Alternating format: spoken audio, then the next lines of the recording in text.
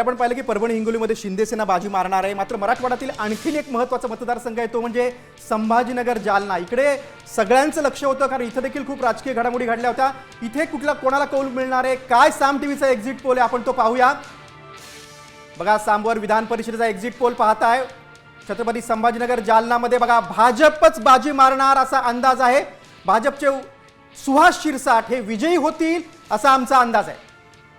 बघा साम टीव्हीचा exit poll बघता तुम्ही। एक्झिट पोलनुसार भाजपला किती मतं पडणार आहेत ते देखील आपण बघणार आहोत।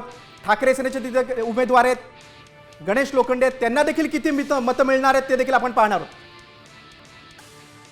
बघा साहिल आपण पाहूया आकडे पाहूया आपण कुठल्या पक्षाला किती मतं मिळतील। निश्चित तर संभाजीनगरचं आपण बघतोय। संभाजीनगर जालनामध्ये भाजपला 465 मतं आहेत तर ठाकरे सेनेला 172 मतं पडण्याचा अंदाज आहे। अगदी बरोबर। संभाजीनगर जालन्यामध्ये एकूण 637 मतं आहेत।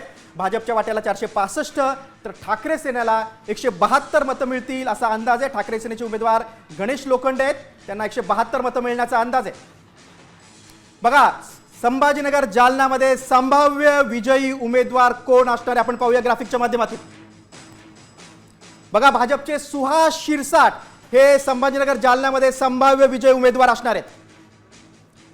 ठाकरे सेनेचे उमेदवार गणेश लोखंडे यांच्यावर मात करून भाजपचे सुहास शिरसाट हे विजयी उमेदवार संभाव्य आहेत असा साम टीव्हीचा एक्झिट पोल सांगतोय।